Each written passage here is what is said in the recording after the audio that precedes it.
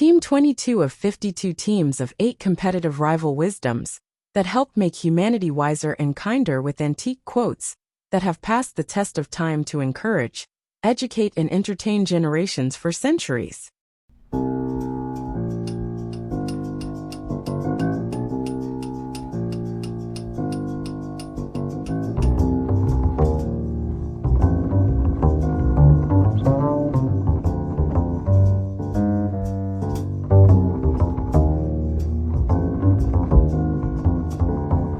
Team quote 22.1. Genius does what it must, and talent does what it can. Edward Bulwer-Lytton 1831–1891. This insightful observation from Bulwer-Lytton captures a fundamental distinction between genius and talent. As a prolific novelist who observed the creative process closely, he understood the different driving forces behind these two forms of ability. What makes this particularly powerful is how it distinguishes between internal compulsion and external capability. Genius, he suggests, operates from necessity, an inner drive that must be expressed regardless of circumstance. Talent, in contrast, operates within the bounds of learned skill and conscious choice. I find it fascinating how this principle illuminates the nature of creativity. Genius is driven by inner necessity rather than choice. Talent can be developed and directed, but genius follows its own path.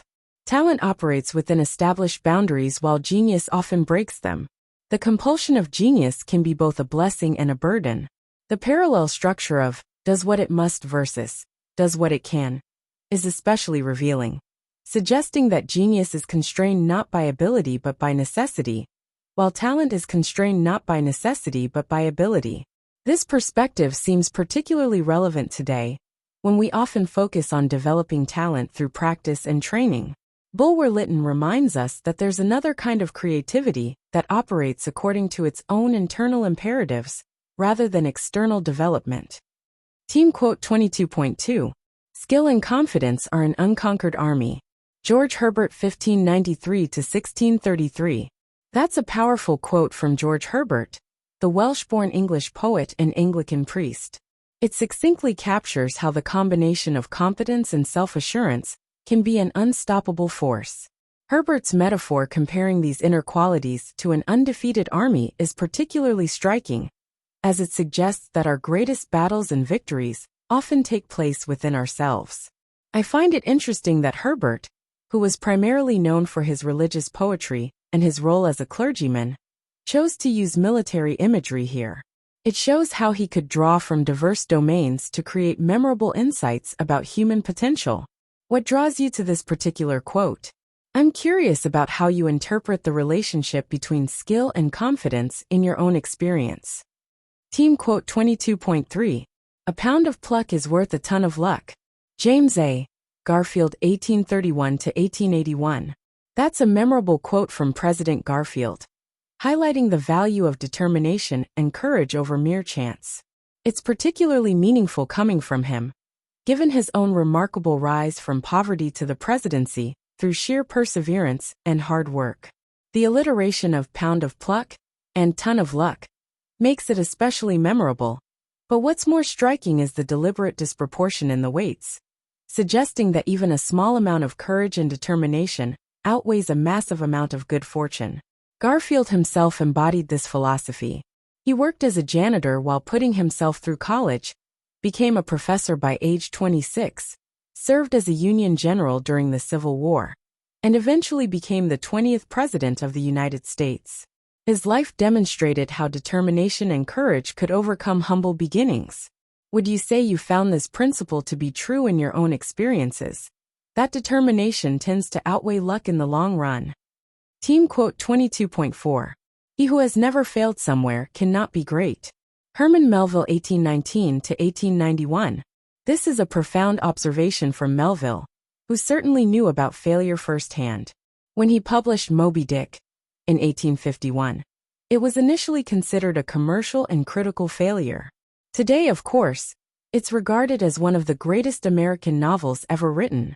The quote challenges the common fear of failure that holds many people back. Melville suggests that failure isn't just an acceptable part of the journey to greatness, it's a necessary component. This aligns with modern understanding of how innovation, learning, and personal growth occur. Whether in science, art, business, or personal development, breakthrough achievements often come after periods of failure and learning. What's particularly interesting is that Melville wrote this during an era that, much like today, often celebrated success while stigmatizing failure. Yet he recognized that failure is actually the forge in which greatness is shaped. I'm curious, do you find this perspective on failure liberating? It seems to offer a different way of viewing our setbacks, not as endpoints, but as essential steps toward achievement. Team quote 22.5. In recounting our woes, we often soothe them. Pierre Corneille 1606–1684. This insight from Corneille, the French dramatist and tragedian, speaks to a fundamental truth about human nature and emotional healing. It's fascinating that centuries before the development of modern psychology and therapeutic practices, he recognized the cathartic power of simply expressing our troubles. The wisdom here aligns with what we now understand about the psychological benefits of articulating our difficulties, whether through conversation, journaling, or artistic expression. Corneille suggests that the mere act of putting our sorrows into words has a healing quality. It's particularly meaningful coming from someone who spent his life crafting dramatic works that often dealt with human suffering and moral dilemmas. As a playwright, he would have observed how the sharing of pain through storytelling could provide relief not just for the teller, but also for the audience who might see their own struggles reflected. This reminds me of how modern research has shown that naming our emotions can actually reduce their intensity, something Corneille seems to have intuitively understood in the 17th century. Have you found this to be true in your own experience? That talking about difficulties helps to ease them? Team quote 22.6. Be content to act, and leave the talking to others. Baltasar Gracian 1601–1658. There's a delightful irony in this quote from Gracian, the Spanish Jesuit and philosopher. He's using words to tell us not to talk so much. What makes it even more interesting is that Gracian himself was a prolific writer, particularly known for The Art of Worldly Wisdom. Yet here he advocates for action over speech. The quote seems to criticize those who spend more time discussing or promising what they'll do rather than actually doing it. It reminds me of Theodore Roosevelt's later and similar sentiment about speaking softly, but carrying a big stick, the idea that actions ultimately carry more weight than words. What I find particularly compelling about Gracian's advice is its timelessness. In his era, it might have been aimed at courtiers who excelled at flattery and promises. Today it could just as easily apply to social media, where talk often outpaces action. Do you find this principle particularly relevant in today's world, where it's so easy to talk about our intentions rather than act on them? Team quote 22.7. No snowflake in an avalanche ever feels responsible. Voltaire 1694–1778. This is one of Voltaire's most incisive observations about human nature and collective responsibility. As a leading figure of the Enlightenment, who often criticized social institutions, he had a keen eye for how individuals absolve themselves of responsibility when part of a larger group. The metaphor is brilliant in its simplicity. Each snowflake is indeed a tiny part of the avalanche, technically contributing very little to the whole. Yet collectively, they create a devastating force. It's a perfect analogy for how people can participate in large-scale harmful actions while telling themselves their individual contribution doesn't matter. It's particularly relevant when we think about how people behave in crowds, organizations, or societies. Whether it's environmental damage, social injustice, or institutional corruption, individuals often diminish their own role by thinking, "I'm just one person," or "everyone else is doing it." What makes this quote especially powerful is how it can apply to both negative and positive collective actions. Just as each person might deny responsibility for harmful outcomes, they might also fail to recognize their potential to contribute to positive change. Have you noticed this phenomenon? How people tend to minimize their individual responsibility when part of a larger group. Team quote 22.8. The fears of one class of men are not the measure of the rights of another. George Bancroft 1800–1891. This is a remarkably prescient quote from Bancroft, the American historian and statesman. It cuts to the heart of how prejudice and discrimination often stem from one group's unfounded fears being used to justify restricting another group's fundamental rights. Bancroft, who lived through the Civil War era and served as Secretary of the Navy under Polk, would have witnessed firsthand how fears, whether about abolition, immigration, or social change, were repeatedly used to deny rights to various groups of Americans. The quote is particularly powerful because it directly challenges the common justification for oppression. We're afraid of what might happen if these people have equal rights. Bancroft is asserting that such fears, no matter how genuinely felt, cannot be the basis for denying others their basic human rights. What's striking is how relevant this principle remains today, whether in discussions about civil rights, immigration, religious freedom, or other social issues. We still often see one group's fears being invoked to justify limiting another group's rights. Bancroft's insight reminds us that rights should not be contingent on alleviating others' anxieties. And if you'd like to help raise school test scores and self-confidence, you can give your kids free, easy, extra advantage math, spelling, and reading workbooks you can download for free at stop2think.com or buy at educationstopshate.com. Free easy math wisdom workbooks with octo-repetition to grow math self-confidence.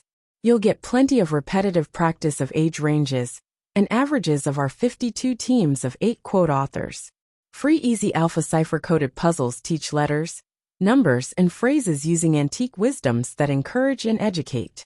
Can you decode this cipher quote of encouragement using either our learning to spell or just for fun instructions? And since time is money, practice reading faster with 52 teams of antique rival wisdoms that have passed the test of time to encourage, educate, and entertain generations for centuries. We offer printed versions and timed videos with background music. Sign up for free weekly emails of 52 teams of antique rival wisdom workbooks with easy math, spelling, and reading practice. And if you'd like to get paid for sharing our wearable wisdoms, keep this in mind. Everyone I know wears a shirt, and most of us change them daily. So change your shirt and change the world. Social equality teas are blatantly subliminal antique positive wisdoms repetitively shared without saying a word. This applies to all our wearable shareable wisdoms, like pretty witty baby onesies and baby teas that you and others will see and read multiple times a day. The same is true with pretty witty kids, but they'll also share these wisdoms with anyone that can read at daycare or school. Youthful truths let your kids gain confidence sharing antique wisdoms with their friends. Imagine them sharing words of wisdom with classmates and teachers. I think, therefore I think teas I wear is a super easy way to share words of wisdom that have passed the test of time. Our social equality teas help make us all wiser and kinder with blatantly subliminal messages, promoting a more fair and equal opportunity society for all. And don't forget our giftwisdoms.com for birthdays and holidays that makes it easy to share the wisdom with clothing, coffee mugs, and magnets. So do the future a favor by encouraging, educating, and entertaining with words of wisdom that have passed the test of time to make us all wiser and kinder. With wearable wisdoms to fit babies, kids, and adults, you can clothe a whole family, city, or state. Join the 52 of 8 today at 52of8.com.